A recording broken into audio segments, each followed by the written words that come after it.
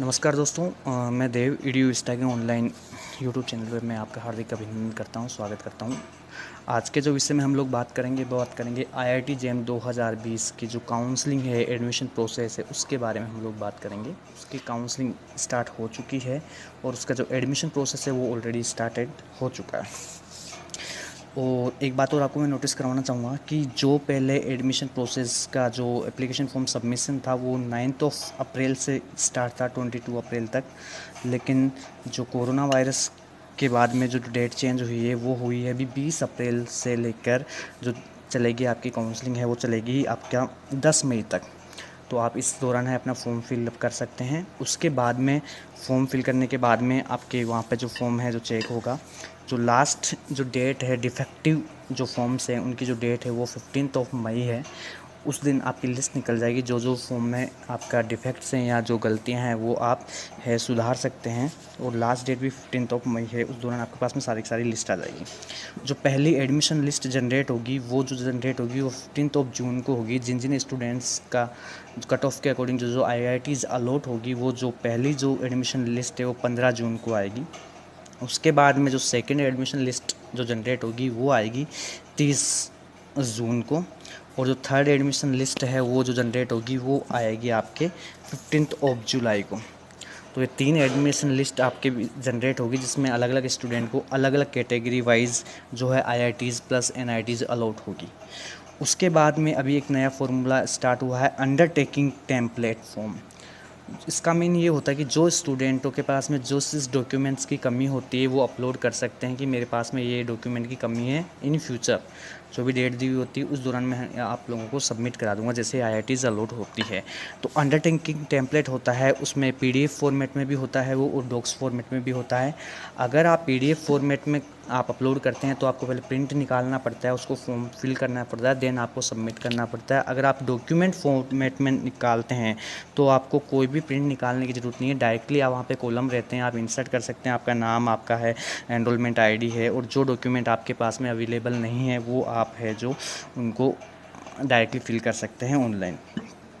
ठीक है, तो आपको ये जो है अंडरटेकिंग टेम्पलेट का मतलब समझ में आ गया होगा। जो भी रिलेटेड डॉक्यूमेंट आपके पास में कमी है वो आप वहाँ पे जमा करवा सकते हैं। तो और जो जमा करवाने की लास्ट डेट है वो 6 जुलाई है। इससे पहले जो भी आपके मिसिंग डॉक्यूमेंट है वो आप है जो जुलाई जो है जमा करवा सकते हैं। और आपको पता है कि आईआईटीज़ भी आपके जब आप वहाँ जाते हैं, आप एडमिशन फॉर्म जब एडमिशन लेने जाते हैं तो वो भी डॉक्यूमेंट मांगते हैं। तो आपको क्या करना है कि आपके ओरिजिनल डॉक्यूमेंट है उसके साथ साथ में आपको जीरोक्स कॉपियाँ लेके जानी है, करीबन 3 से 4। तो ओरिजिनल डॉक्यूमेंट वो रख लेंगे, जीरोक्स के भी 1-2 सेट वो रखेंगे, बाकी के रिमेनिंग आपको वापस लेके आने हैं। उसके बाद में अगर कोई डॉक्यूमेंट फॉर एग्जांपल मान लो आपके फाइनल ईयर की डिग्री नहीं आई है, तो वो भी आपको है जो थोड़े रिलीफ देते हैं आईआईटीज़, वो आपको कहते हैं कि 30 सितंबर तक आप जमा करवा सकते हैं। तो उसकी जो लास्ट डेट है वो 30 सितंबर तक रहेगी। तो आप 30 सितंबर तक आप अपनी आईआईटी जो भी आपने बीएससी की है जो डिग्री है वो आप वहाँ आईआईटीज़ में जमा करवा सकते हैं। तो आपको इसके लिए कोई भी चिंता नहीं करनी कि मेरे पास में अभी मेरी डिग्री आई है कि नहीं आई, या मेरा रिजल्ट ही नहीं आया और मेरा क्लियर हो गया, मेरी अच्छी रैंक आई तो मुझे आईआईटी मिलेगी नहीं मिलेगी। डेफिनेटली आपको मिलेगी। आपको काउंसलिंग फॉर्म भरना चाहिए, एडमिशन प्रोसेस आपको भरना चाहिए, जो भी उसकी एनरोलमेंट फ़ीस है वो आपको भरना चाहिए। उसके बाद में आपको 30 सितंबर तक की रिलीफ मिलती है कि आप अपनी जो है डिग्री वहाँ पे भी जमा करवा सकते हैं। उसके बाद में भी कई यूनिवर्सिटी ऐसी है जिनकी जो फाइनल ईयर की मार्कशीट है वो बहुत लेट आती है। फॉर एग्जांपल जैसे डीयू दिल्ली यूनिवर्सिटी है, तो उसकी जो फाइनल ईयर की जो मार्कशीट ही सितंबर में आती है। तो करीबन मान लो 30 सितंबर से थोड़ा लेट भी हो रहा है तो फैकल्टी या जो आपके वहाँ पे एडमिशन प्रोसेस सेल जो आईआईटीज़ में रहती है वो आपको रिलीफ दे देती है 4 या 5 दिन की, और जिसमें आप क्या कर सकते हैं कि और भी आप जाके जमा करवा सकते हैं। तो कोई भी स्टूडेंट को इस बारे में वरी करने की ज़रूरत नहीं है कि हाँ मेरी अभी तक फाइनल ईयर की मार्कशीट आई है कि नहीं आई और मैं आगे जमा क्योंकि मेरी अच्छी रैंक आई, क्या पता मुझे मिलेगी कि नहीं मिलेगी। तो इससे टेंशन में कुछ भी आपको है जो कोई टेंशन करने की ज़रूरत नहीं है। और सेकेंड थिंग ये है कि अगर आपको आईआईटीज़ मिली है और आपकी अच्छी रैंक आई है, डॉक्यूमेंट में कुछ कमी भी है, तो सारी की सारी जो डॉक्यूमेंट की लिस्ट है जिससे मैंने आपको बताया कि अंडरटेकिंग टेम्पलेट है उसको आप फॉर्म फिल कीजिए। उसमें बता दीजिए मेरे पास में अभी ये डॉक्यूमेंट की कमी है। जैसे मान लो कि आपके पास में पीडब्ल्यूडी सर्टिफिकेट नहीं है, कोई मार्कशीट नहीं है 10th या 12th की जो आपको निकलवानी, तो आपको टाइम देते हैं वो इजीली आप वहाँ से निकलवा सकते हैं। और उसके बाद में भी कई स्टूडेंटों को अभी अगर मान लो समझ में नहीं आया है, कुछ जो डाउट है, तो कोई दिक्कत की बात नहीं है। ईडीयूस्टा हमारी एक ऑनलाइन कोचिंग है। हम लोग अभी डिस्टेंस लर्निंग में डील करते थे, अभी हम लोग ऑनलाइन कोचिंग में भी आते हैं।